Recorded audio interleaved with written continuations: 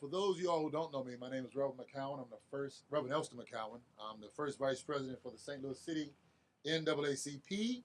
And I've been given a charge, a couple of charges, few charges. First of all, to welcome you, and then also to be the master of ceremony on today. There's a lot of wind going on, so if I just run around holding the flag and stuff, don't think I'm crazy, okay? All right.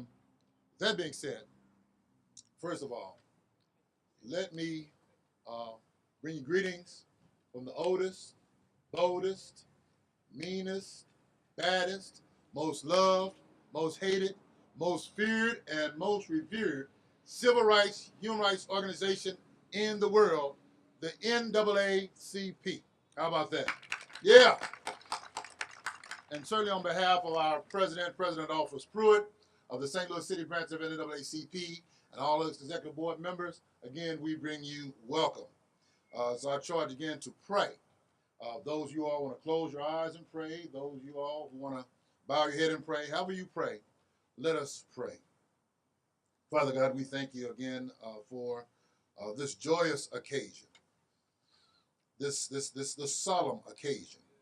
This occasion allows us to come together as brothers and sisters to acknowledge the work of one of us in our ranks. We ask you to bless this ceremony, this dedication, with your presence.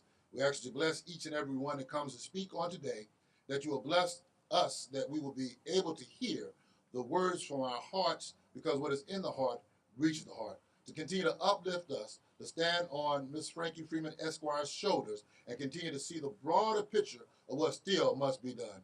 These blessings and others we ask you, darling, in Jesus' name we pray. And again, the people of God agree with me and said, amen, amen, amen. We're going to do a couple of changes real quick, and then we're going to get back to the program. I'm going to ask Michael F. Needoff, Chairman and President of CEO Centene Corporation, to come. And not that we want to limit your speaking to 2 minutes, but we encourage you to stay as close to 2 minutes as you possibly can. Mr. Needoff, let's give him a hand as he comes. I looked at the statue, Frankie. You haven't changed a bit. I want to thank you for accommodating me a little bit earlier. I'm actually not here. I'm here against doctor's advice. I had a total shoulder replacement 4 days ago. But when I knew it was Frankie Freeman, I said there's no way I was not going to be here. You're such a leader. So good afternoon, and thank you for joining us here as we honor the lifelong contributions of Frankie Freeman. On behalf of Centene, and as chairman of the National Urban League, and I won't get in an argument about who's bigger or better, I am proud to support the efforts of the Urban League's mission to empower those in underserved urban communities and to support the advancement of civil rights for all people, especially African Americans, is a cause I hold very dear to my heart.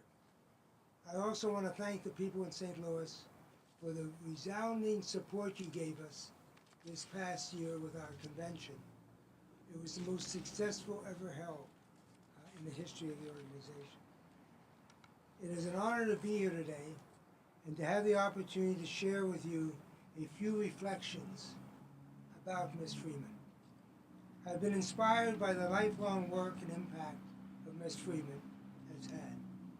With her leadership, significant improvements have taken place in the cultural, social, and economic growth and development of our community. For more than 60 years, Ms. Freeman has been at the helm of social change and has served as a model of leadership and an inspiration to many. She has been a champion for enacting viable solutions that bridge gaps, promote individual self-sufficiency, and galvanize communities. These solutions have and will continue to create economic opportunities in our communities and lift the individuals and families out of poverty. This beautiful statue is a fitting monument to Ms. Freeman's lifelong service to civil rights and equality. It is also fitting that the statue is unveiled here in St. Louis, not only Ms. Freeman's hometown, but a city that has found its footing after tragedy, thanks to those who share Ms. Freeman's vision. A vision of always bettering our communities and creating pathways to success. And still today, Ms. Freeman's work continues to help and inspire. Through her efforts and her example, she has given us the guide to continue her progress and to continue to work towards an end to prejudice and discrimination. Ms. Freeman has earned a reputation we can all hope one day to earn ourselves. A reputation as a trusted fighter for those who need a voice and a responsible activist for civil rights. It is my privilege, on behalf of so many, to thank you, Frankie Freeman, for your years of dedication, your service, and your inspiration. May this statue forever stand as a tribute to your outstanding commitment to public service and to improving our communities and our nation. It is an honor to be able to have said these words today to you. And now I'm going to do my disappearing act. Thank you. Thank you so much. Appreciate you, man. Thank you. I want to thank Michael Nito for coming out of his bed and joining us in this nice chilled weather. But it is some nice weather out, isn't it? All right. Next, we're going to just do one more change and we'll go back to our program. The Honorable Senator from Missouri, Clara McCaskill. Give her a hand as she comes.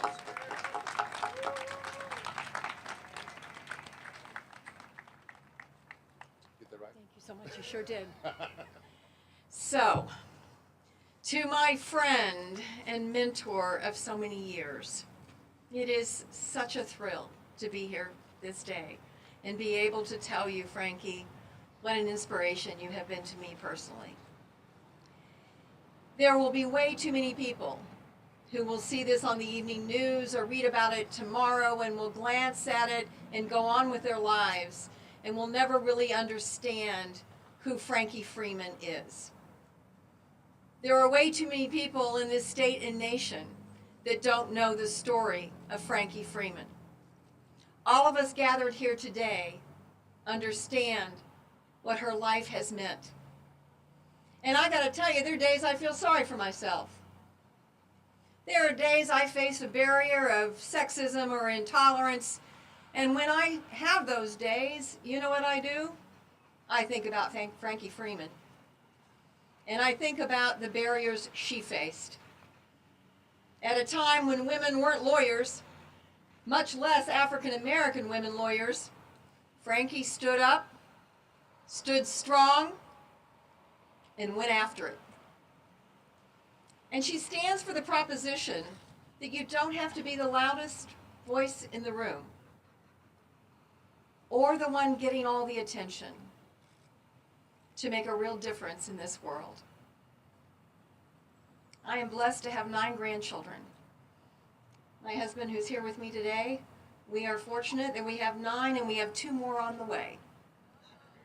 And when I have the opportunity to talk to them, when they ask me the question, who is your hero? Who should I look up to? Who should I role model in my life? Cece, I will tell them all with pride, my friend, Frankie Freeman. Next we have Shelby Freeman Bullock. We just call her Miss Shelby. This is Frankie Freeman's daughter. Miss Shelby, come on. Thank you.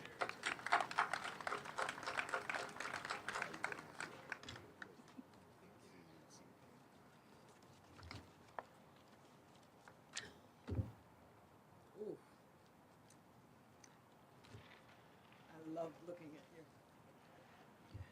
I first want to say thank you to Shirley Brown for bringing the idea of a statue of Mom to the NAACP, to Adolphus Pruitt and the St. Louis NAACP for accepting the idea and running with it, to the donors who provided money, so that the idea could actually happen. To Brian Owens, the sculptor, for the absolutely fabulous job he did of creating the statue, and to all the people who worked on it and installed it. To Brian again for allowing me to actually put my hands in the clay and help form the hair and the face. It brought me such joy. I couldn't afford to have my name on it, but I can say that I had my hand in it. To Frankie Muse Freeman, my mother, whose life has been the inspiration for this statue. To the city of St. Louis for recognizing the value and the need for such a statue, and for all the people who worked on the millions of details to bring us to this day. I'm often asked, what's it like being Frankie Freeman's daughter? And I've got a stock answer for that. I don't know. I have nothing to compare it to because she's the only mother I've ever had. Many of you here know her. But for those of you who have heard about her and don't know her, know her, let me tell you a little bit about her personally. This mother, grandmother, great-grandmother, lawyer, teacher, friend, and mentor is a woman of God, a woman of faith. She treats people the way she wants to be treated. We read the daily word and the daily bread each morning at breakfast. She still wants to have the newspapers read to her each day because with her very low vision, she can't do it herself. And if you know her, you know she wants to do things herself. Thelma Cook called her a rock star because everywhere we go, people stop to talk to her and many want pictures of her. She loves family, and family for her means many who have no blood or marriage relationship to her. I like the fact that she is so genuinely loved by so many. Many people have told me that she's like a second mother to them. That's fine with me because she has a lot of love to give. She has been a civil rights advocate, a human rights advocate, and is proud to be called a troublemaker. At the age of 100, Frankie Freeman is still active on the boards of the St. Louis NAACP, the Urban League of Metropolitan St. Louis, and Home State Health. She loves jazz, sweet potatoes, ribs, cornbread, beets, shrimp, oysters, and don't forget corn on the cob. She is almost never late for anything. And if you're with her, you better be there on time. She is generous with her time and her resources. On occasion, Mom will still sit down at the piano in the living room and play a bit. Mom's philosophy of life has been, in your own space, in your own way, do the best you can, and strive to make a difference for good. She has done that for this city and this country. This statue, which will be here for generations, is evidence that hope is alive. I'm going to take the liberty of speaking for all of us here and say, we thank you for your life, Mom. We are proud of you, and we love you.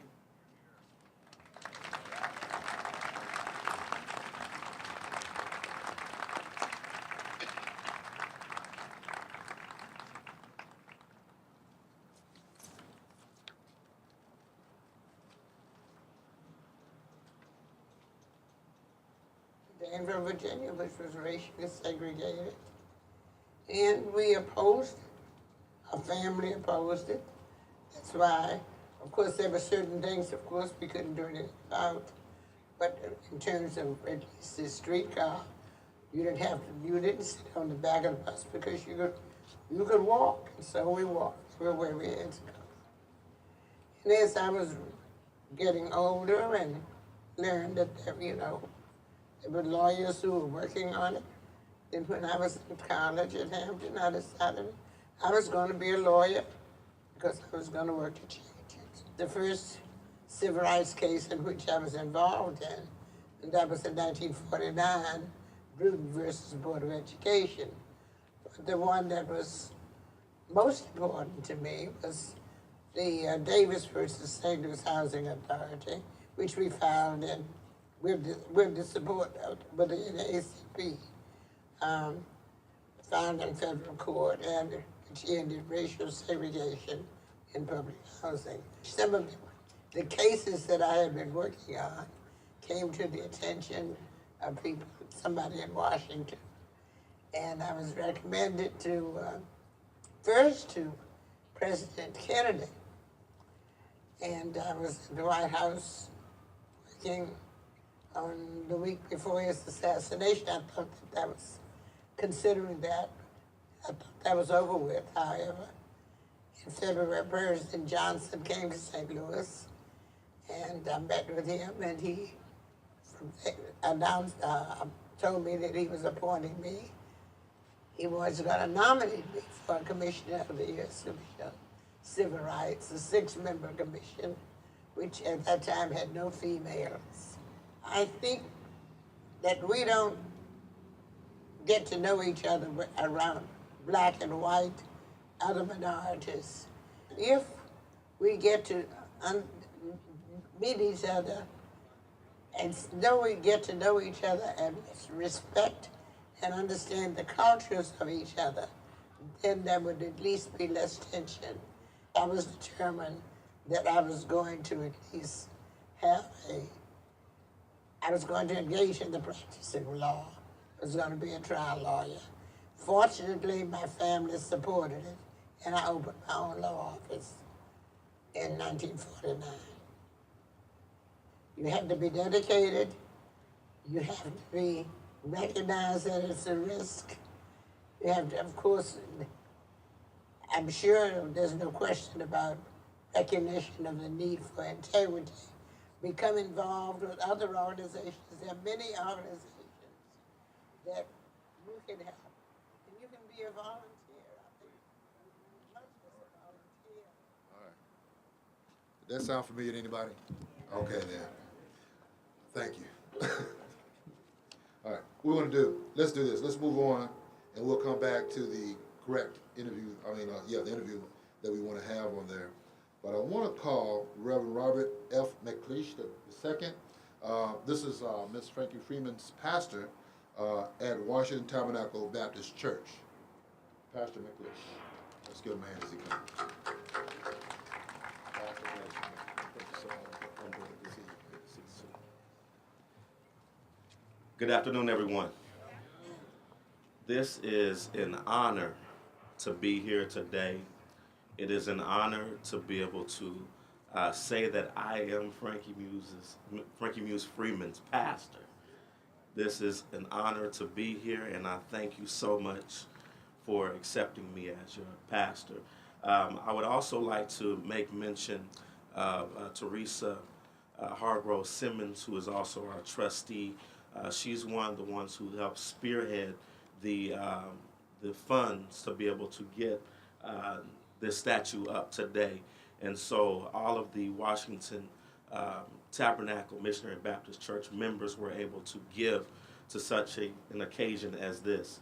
And so we want to thank Sister Theresa and also the Washington Tabernacle Missionary Baptist Church members for all of their contributions. So let's give them a round of applause as well. I want to say that my first encounter with Frankie Muse Freeman was one that I will never forget. When I first met her, it was at the NAACP banquet, and then she automatically took me in as one of her family members. And the second time I came across her, it was right before I was about to speak, and she said, "Now make sure you make it short." And so I'm going to make sure I do that today. One of the things that I think about with Frankie Muse Freeman, especially with this statue, is it looks like she is marching. One of the things that I knew about Frankie Muse Freeman, before I even became the pastor at Washington Tabernacle, was that she was one who was always about marching on to the next thing. And one of the things that we just sung earlier is that we will march on till victory is won. And so Frankie Muse Freeman has marched on to victory, to victory, to victory, victory for freedom rights, victory for civil rights, victory for social injustice. And so what I would like for all of us to do is to carry on that legacy of marching on. We have the ability to stand on the shoulders of such a wonderful woman who has marched for the freedom of our community and for our city and for our state and for our nation. So let us continue to march on in our communities, march on in our households, march on in our city to let everyone know that victory will be won, and we have a lot more victories to be won. So God bless you, God keep you, and you take care. Bless you, Pastor. Thank you so much. Let's see. Next we have Phyllis Russel Smith. As I call your names, please come toward the podium. So it's the president of St. Louis Alumni Chapter, Rochelle S. Clark, president, St. Louis Metropolitan Alumni Chapter, Delta Sigma Theta Sorority Incorporated. Let's give them a hand, you all. How you doing? I'm doing all right. Good to see you. Yeah. All right. Bless you. Thank you. Good to see you. My name is Phyllis Russel Smith, and I am the president of the St. Louis Alumni Chapter of Delta Sigma Theta Sorority Incorporated. And I am Rochelle Clark, president of the St. Louis Metropolitan Alumni Chapter of Delta Sigma Theta Sorority Incorporated. To some, the American flag is a symbol of freedom, with the colors having specific representations. The red symbolizes hardiness and valor. The white symbolizes purity and innocence. And the blue represents vigilance, perseverance, and justice. There are some that would challenge the freedom and justice part, but we'll save that conversation for another time and place. When we stop to ponder on the descriptions above for the colors red and white, Sora Freeman has a legacy that represents these descriptions because these are also the colors of the sorority, Delta Sigma Theta sorority, that Sora Freeman loves and is leaving a footprint that will be hard to follow. Many of the words above are part of the cardinal virtues and Christian principles this sorority was founded on in 1913. However, the description of the color blue definitely describes Sora Freeman. She is the epitome of vigilance, perseverance, and justice. She represented our community and city with grace, dignity, and determination while leading the charge against injustice and leaving her mark on the world. She is the 14th national president, and still today, when attendance at any Delta meeting are gathered, and she is asked to bring greetings to the group, we can count on her to remind us that we have work to do. Our work is dedicated in the areas of service to our community, scholarship, and to our sisterhood. Speaking on behalf of both alumni chapters and one citywide collegiate chapter, we want to thank you, Sora Freeman, for your perseverance, for your leadership, wisdom, and for representing African Americans, especially women, so eloquently with purpose and determination. You will always be in our hearts, and we will always remember the standards that you set whenever we visit Keener Plaza and gaze upon this beautiful tribute to you. Congratulations, St. Louis, on having such a matriarch representing our wonderful city, a city who set the stage for others to follow. A huge thank you should be offered to the NAACP for their vision, along with other leaders of our community, for realizing this dream and making this moment a possibility.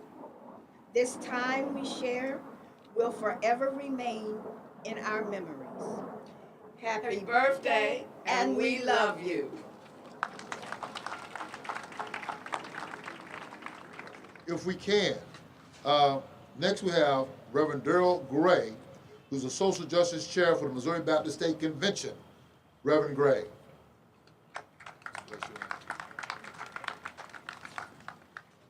I was still back there dancing. Good afternoon, ladies and gentlemen. I bring greetings on behalf of Reverend Dr. Lyndon Bowie, who is the president of the Missionary Baptist State Convention, representing over 500 churches in Missouri. I'm deeply honored to have been invited by President Pruitt to share a few words on this occasion. The work of the NAACP in this city and throughout this country has been historic and has been invaluable in achieving civil rights and justice. And I'm deeply honored to be here with my Sarah. When I heard she was a Delta, I started to bark a little bit back in the back. But my wife, who is also a Delta, gave me that look. And so I dare not. But it is definitely an honor. It's a privilege to be here.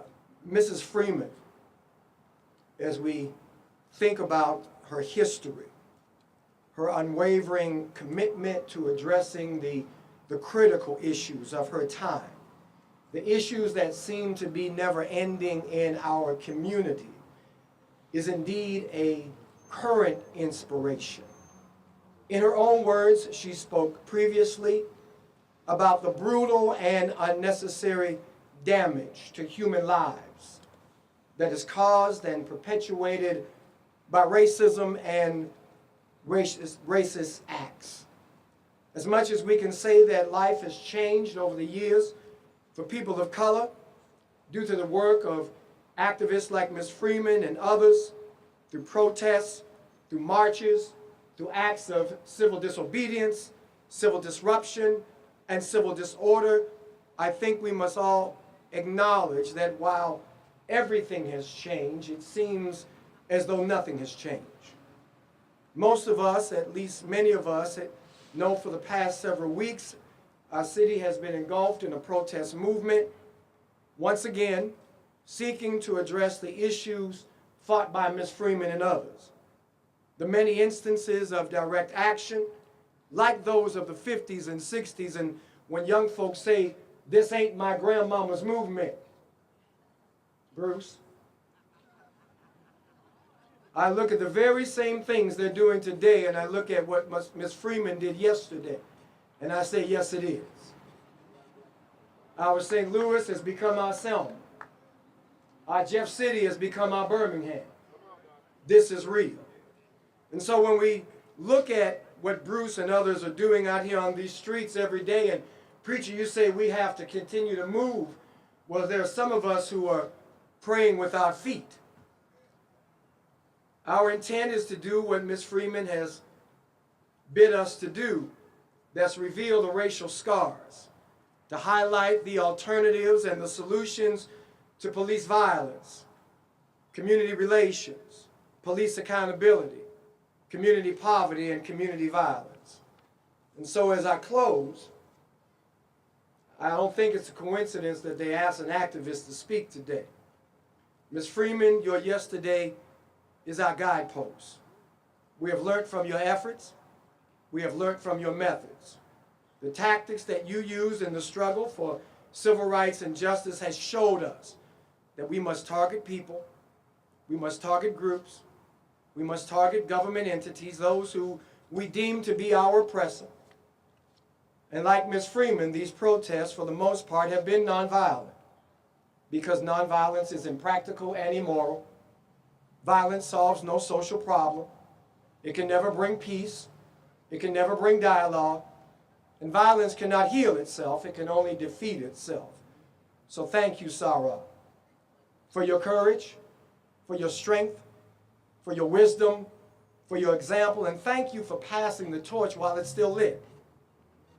We accept it knowing that oftentimes we will be unworthy, but we pray, those of us who continue to be on the front line, that we might do justice to your legacy, bring honor to your sacrifice, and usher in the winds of political change and goodwill that will simply make this city better.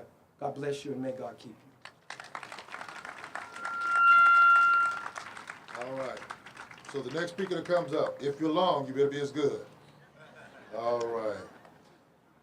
Did you know that you were in the 78th District, Missouri State Representative District, the 78th? This happens to be the Honorable Bruce Franks, 78th District. You are Honorable Missouri State Representative Bruce Franks. No, Doc, there you go. Good afternoon. I don't know how I'm supposed to go after Reverend Gray. Thanks for everybody being here. It's my honor to actually have the statue of Mrs. Freeman in my district, being an activist. But I went to Lindbergh High School.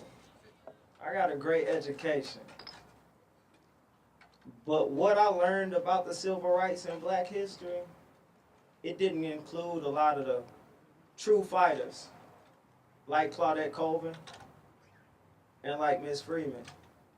So I had to do my homework. I had to research. And as I researched, I found that Miss Freeman and I had something in common. And your daughter spoke to it. We're troublemakers. I was listening to an interview that you did, and you were talking about Ferguson, and you talked about how a lot of things in a report that was put out in 1967, a lot of the things that you said then, you could say now. And that really speaks to a lot of the things that Reverend Gray said. But I was one of those people that said, this ain't your grandma's civil rights. But I've quickly learned that not even knowing a lot of the actions and a lot about the history, a lot of the things that we're doing are the exact same things that our ancestors and our freedom fighters did in the 50s, 60s, 70s, on up until now. So it feels good to know that I'm walking sort of in the right path. To know that we have freedom fighters, civil rights leaders, and strong black women from the city of St. Louis that we can speak about nationally. And it's an honor to have our youth from our programs right down the street at Slate, our Workforce High School, our WIOA program, and other programs included. It's good to have them here so they can learn what I didn't learn when I was their age. Because what I know now is I have to pass it on.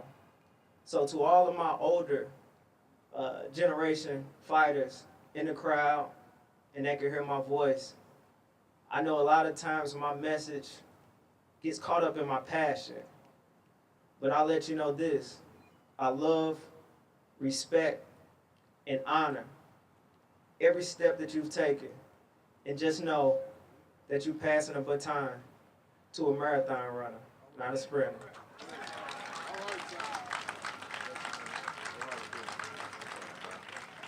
Yeah, only someone like Miss Frankie Freeman can bring the protesters together along with those that are representing the institution in which they're protesting against. So we all are here, Ms. Freeman, because of you. So again, thank you. Next we're going to have Maxine Clark and Bob Fox, co-chairs, Statute Campaign Committee. All right. Two of my favorite people. Good afternoon. Bob and I are honored to have been asked to be the co-chairs of the Frankie Muse Freeman Statute Campaign Committee. For as long as we can remember, we have been inspired by Frankie's wisdom, strength, and perseverance. She never fails to bring a smile to our face and give us the courage to continue her fight for social justice and racial equity. We want to thank our fellow co-chairs, Bill Danforth and Gail and Michael Holmes, and Dr. Donald Suggs for locking arms with us to meet and exceed our goal of providing the funding for the statue of Frankie that is being dedicated today. We also want to recognize the leadership donors who made this possible.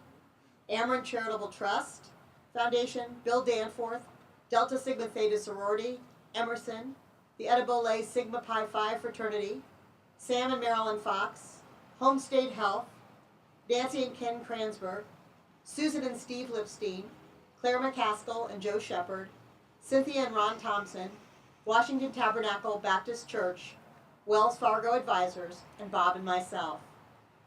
And finally, we want to congratulate Shirley Brown for her incredible organization skills and Adolphus Pruitt and the city NAACP for the vision and hard work it took to make this day possible. A day of joyful celebration of a life well lived. A day that shows what is possible when we come together around a common cause with mutual respect and dignity. Yes, we can achieve Frankie's dream of living in harmony as a unified people, facing the challenges of the future together, knowing what is possible when a diverse community comes together as a powerful force for good. Frankie, we love you and are proud to be part of this wonderful day. And happy birthday, Frankie.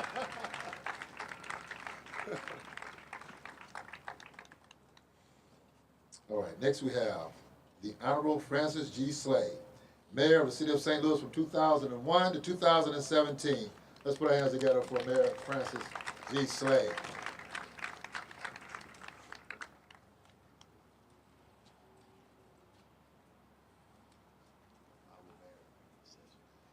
Well, good afternoon to everyone. It is indeed a special honor and a privilege for me to join with all you today here in Keener Plaza for this very, very important and very special occasion for a wonderful, beautiful, and outstanding St. Louisan. You know, this is, I think, a very special occasion, and it is a fitting, albeit imperfect, effort to provide a much-deserved recognition for Miss Frankie Muse Freeman. When I say imperfect, I say that because I don't think we as a community can do enough to fully express our appreciation for the endless humanitarian, educational, civic, charitable contributions Miss Freeman has made to benefit the people of St. Louis and the entire country for that matter. We all know Frankie Freeman. We know that she is a person with a big heart, with a strong will, a high level of intellect, someone who has compassion for and love for people in her community here in St. Louis, particularly the disadvantaged. She also has a passion for justice and equality. Because of these attributes, and because of her knowledge, her experience, her demeanor, the way she carries herself, which I think is depicted extremely well in this statue, and her tireless efforts and her steadfast commitment to saying and doing what is right, even in the face of tremendous adversity. Ms. Freeman has been, and for quite some time, one of the most acknowledged, respected, influential, impactful, and admired St. Louisans in the over 200 years since this city was founded. This permanent statue on a very prominent corner in the heart of our city, right across the street from the old courthouse, which had, of course, an important role in the local and national struggle for civil rights, is certainly a fitting and a beautiful tribute to someone who's dedicated her entire life, 101 years of her life, to all of us, so that we can be a better city and we can be a better nation. Ms. Freeman, as a lifelong St. Louisan, as a former mayor of the city, as someone you have helped tremendously in very tough times for me when I served the city, I want to thank you. Thank you for your many, many contributions, your commitment, your help, your love for the city, and a very, very happy 101st birthday. All right. Next, we have our current mayor. Ladies and gentlemen, put your hands together for Lyda Crucial, Mayor of the City of St. Louis. Right now, the mayor, our most prettiest, hardest workingest mayor of all time. Thank you. Take care now. Thank you. Thank you all for allowing me to be a part of this tremendous dedication today. And as you know, today we're celebrating Miss Frankie Muse Freeman and her remarkable contributions to our city. Miss Freeman's life is defined by her commitment to racial equity and her refusal to accept the status quo. Her relentless spirit and compassion are clear to anyone who knows her. There's a line from a poem that Miss Freeman has often quoted, both in speeches and in her book. However you live, it shows on your face. And it is a reminder that we are what we do in this life. Miss Freeman tries to live out this advice every day, and her actions, of course, speak for themselves. From taking on racial discrimination in public housing to serving on the Presidential Commission on Civil Rights, Miss Freeman has fought and fought and fought for sweeping changes to our laws with grace and humility. She is modest, but firmly rooted in her convictions. She is so prominent in our community, but she always places the community first. Her resolve to do the right thing sets an important example for all of us. Change is difficult, change is hard, and it takes serious commitment to transform a community. The path forward is often not clear. Achieving the future we want takes courage and a willingness to work with others. Miss Frankie Freeman models this type of leadership through her actions and her commitment to build a stronger St. Louis.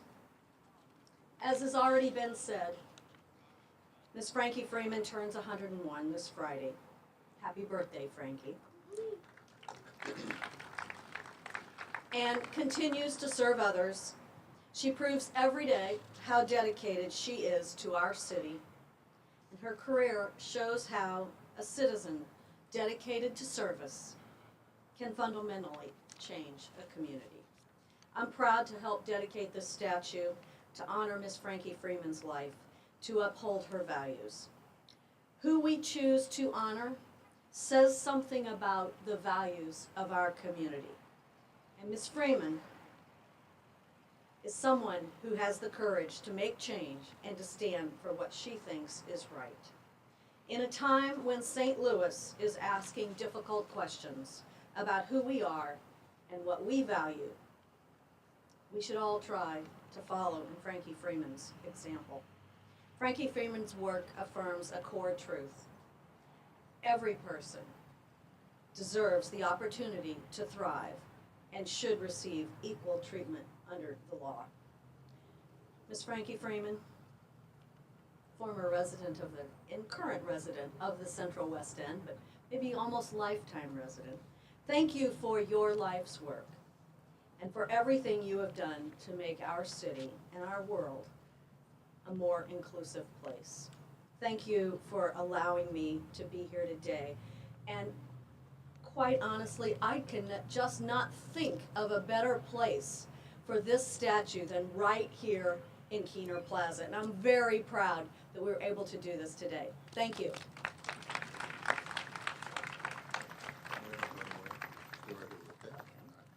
Next we have Adolphus Pruitt, President of the St. Louis City Chapter NAACP, and our Secretary, Ms. Donna Sims.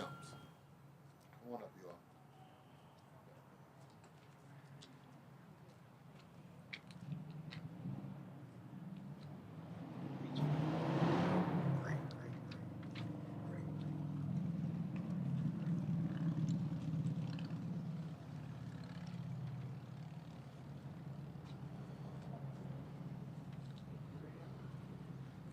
Dear Mayor Crewson, we, the St. Louis City branch of the National Association for the Advancement of Colored People, are currently the owner of tangible personal property with the following description and location: a bronze sculpture of Frankie M. Freeman and a bronze base on granite slab in the northeast corner of Keener Plaza. We hereby declare this as the date listed below, I irregularly transfer all of our rights, interests, and title to this property to the city of St. Louis, Missouri. On that date, I have also transferred to the city physical property of the described property. I acknowledge that this transfer is a irrevocable gift to the city of St. Louis and that no rights with respect to this property have been retained by the NACP or any other persons or entity. Mayor, congratulations, it's yours.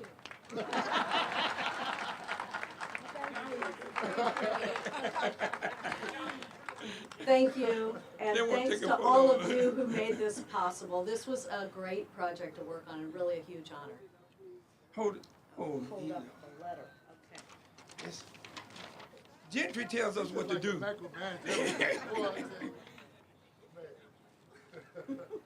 Are we done, Gentry? I do that in jest. Gentry is a very good, close, personal friend. I will be fairly brief. There are 3 quotes that I want to make, and I will offer just a few commentaries to each one.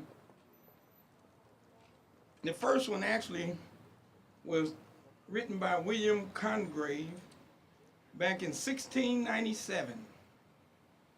He says, music has charms to soothe the savage breast, to soften rocks or bend a knotted oak. I read that things inanimate have moved, and as with living souls have been informed by magic numbers and persuasive sound. What then am I? Am I more senseless grown than trees or flint or false force of constant woe? 'Tis not in harmony to calm my griefs. Anselmo sleeps and is not at peace. Last night the silent tomb received the good old king. He and his sorrows now are safely lodged within its cold but hospitable bosom. Why am not I at peace? Why am I not at peace? Second one is from Viktor Frankl. He wrote, between stimulus and response, there is space. In that space is our power to choose our response. In our response lies our growth and our freedom. And last, Dr. Martin Luther King, February of 1966. We will have to repent in this generation, not merely for the vitriolic words and actions of bad people, but for the appalling silence of the good people.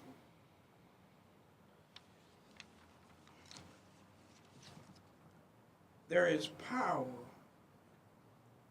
to choose our response when we have been stimulated. And if you take a look around this plaza today, Frankie has stimulated a lot of people. The stimulus is thick in the air. But the issue of response is the one that I want to talk the most about. See, when Frankie was a child in Danville, Virginia, segregated place, segregated. It was the color of her skin that restricted her movement, what she can do and where she can do it. She went off to college and found out that some lawyers were working on this very issue and decided, I know what I need to do. I have a response. She was stimulated by the environment she was living in, and when she got the opportunity, she chose a response. She responded by preparing for a very, very interesting battle to deal with the racial hatred, segregation, all of the things that have held people of color back for so long. It was unique because she did it well, raised a family, did that well. Came to St. Louis, fought a good fight, desegregated public housing, won battles against the Board of Education. And if you look in the program, on the inside cover, and still responding to the stimulus of Ferguson. The question for all of us now is that how are we going to respond to the stimulus that Frankie has given us? How are we going to respond? You know, I want to close by saying this. You look around this plaza, we got everybody and everything we need to deal with the issues that are impacting the city of St. Louis. We don't need any more. I don't need an army. We have an army right here. We got very, very, very exceptional, talented individuals sitting and standing right here today. The question is you were stimulated. What is going to be your response? What are we going to leave here today with? Frankie, I can assure you one thing, that the members of the NACP, the St. Louis City branch, that you've served with all these years, we stay stimulated by you, and we love to respond. We've never walked away from responding to the issues that impact us. So Frankie, you know, I think it's time that we hear from you directly, give you the ability to have some parting words.